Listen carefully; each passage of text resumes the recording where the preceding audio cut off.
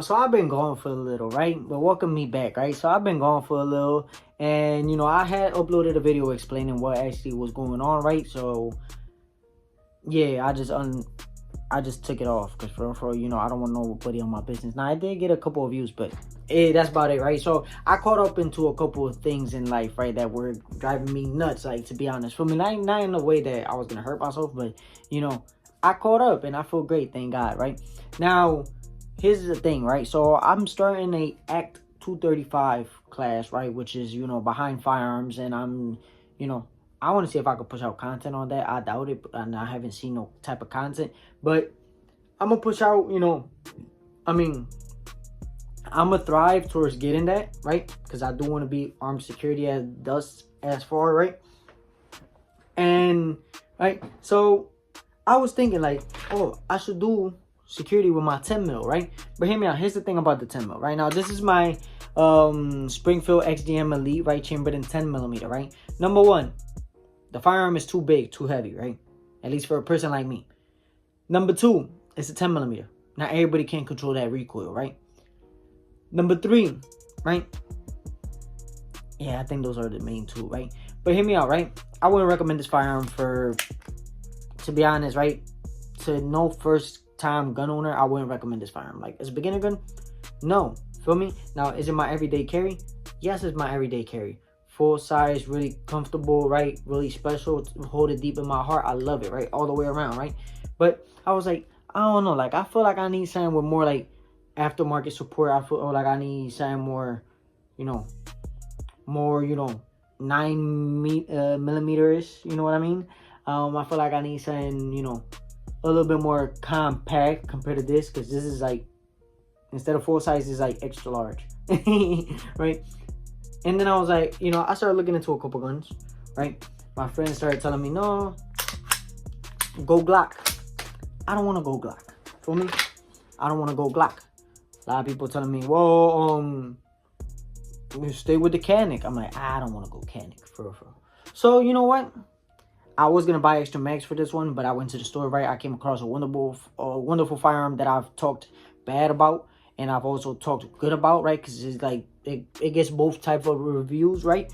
And at the end of the day, it get more good reviews than bad reviews. I said I'll never buy one, but if I did, it'll be this specific model, which I got, right? Now, it's secondhand, so it's a couple of things that I am missing, right? Like, especially one mag, but it's okay. It's okay. I still got 2 mags, right? Now, I will be unboxing the firearm. Now, I already unboxed it. Don't get it twisted. I've already unboxed it, but unboxing it for y'all. So, let me just grab a couple of things, right? So, let's start off with, my background check, which was approved, right? I paid $633 for this firearm, right? It's like literally like a couple of dollars under MSRP, right? I mean, under, you know, its retail price, but it is what it is. It brings a little Velcro patch. It brings, you know, your menu. I mean, your instruction guide, or your menu, whatever hell you want to call it, right? Your manual. Always go through it. It tells you how to break down your firearms, you know, firearm safety. Always go through it, right? Yeah, the rest is just like NRA stuff, right? Lube, you know, like a bunch of NRA stuff. It don't bring nothing crazy, right? And a gun lock, right? Now, hear me out. Always use your gun lock, right?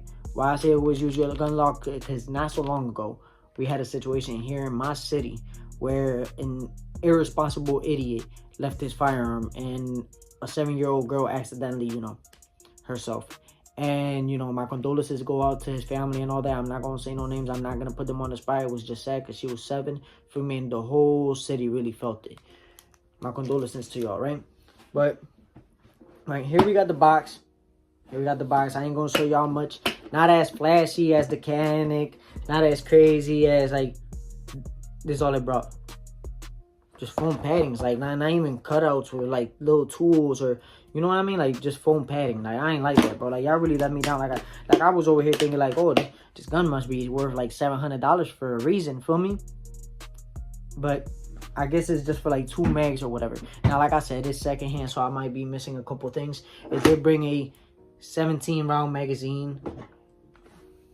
It did bring a 21 round magazine, right? And I'm missing another 21 round magazine. So hear me out. Whoever you is that got that other 21 round magazine, because of your dumbass fault, now I gotta go out my way and buy another one. And you know, SIG magazines ain't cheap. Luckily, today's sponsor is SIP. Say no. No, I wish, man. I wish. But introducing to y'all, right? The SIG P320 M18, right? It's a beautiful gun all around. Sorry, the first time I saw it, right? I always thought SIG were all like just black. And it ain't nothing against black, right? But I thought they were just black. And yeah, I saw this one and it reminded me. It gave me a little chef kiss of the FN, right? 509, you know, 510. And I was like, that's actually kind of pretty, feel me? And I don't gotta pay $1,200 for a FN, you know what I mean? But I seen these firearms with the threaded barrel, right, and all that, and they look immaculate. Like, they look mad beautiful, right?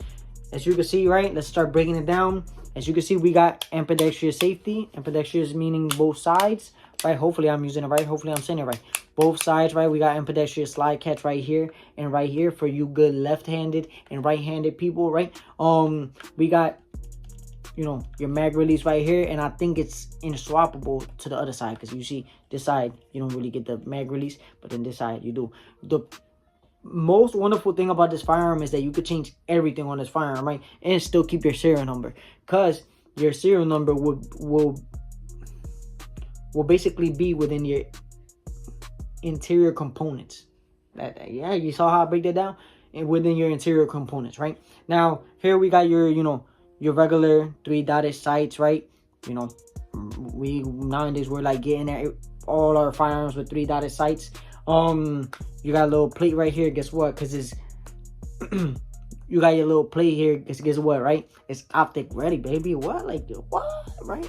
The thing is that I believe is if you get an optic for this, I think you gotta replace the sights. I think you gotta move them sights, because the plate is right under the sights. Unless I'm wrong and I don't know, but everybody that has put sights has changed their, everybody has put optics has changed their sights, right? So right here we got a mag indicator. A chamber indicator, as you can see, right? You see that little square right there? I don't like that they ain't put at least like a little red dot, right? So when it do penetrate a little up, right, you can see the red dot and you can tell it is chambered, right? But that's why you got shit locked. You can't pull the trigger, but you can still chamber it. I never seen that shit happen. I ain't gonna lie, right? Sights, you know, nighttime they glow, so they're night sights, right? What I like about this safety right here is that if you basically like grip on the firearm, right, you could literally use your safety as a thumb rest right there. Like you could use your safety as a thumb rest, right? What I don't like about it is say if you know, like a competition shooter or just any shooter that actively shoots, right, when your slides lock back, right, you're most definitely gonna confuse the safety as a slide, you know, your slide lock or your slide catch, right? Like the safety really get in the way of it. Like I only got the tip of my thumb right there. Yeah, I could see that. I could see a lot of people making that mistake, right? What I do like about the mag release is that it penetrates a little out. So, you know, unlike other firearms that you got to give it the little, you know, twist to click your mag release, right? You don't got to do it, because it sticks out. It sticks out a little bit. So it's actually pretty comfortable to still keep your firearm on target. Drop your magazine and, you know, just a little bit to insert your new mag. Right now, I gotta get used to it. It's my first time, right? But insert your new mag, right? That's about it, right? Trigger. Now we are on an empty mag. We're on an empty chamber. I understand, right? But let's test our trigger. That's wall right there. That's already wall. Oh, that sounds mad low though. That striking pin sound. That striking pin sound a little. Ooh. Reset. Whoa, already broke it. Reset. Whoa, that's actually a pretty smooth trigger. Like it's literally right there. Like it don't got no travel. Like that's the wall. Whoa, you know what I mean? Like it don't got no travel. Let me test my 10 method.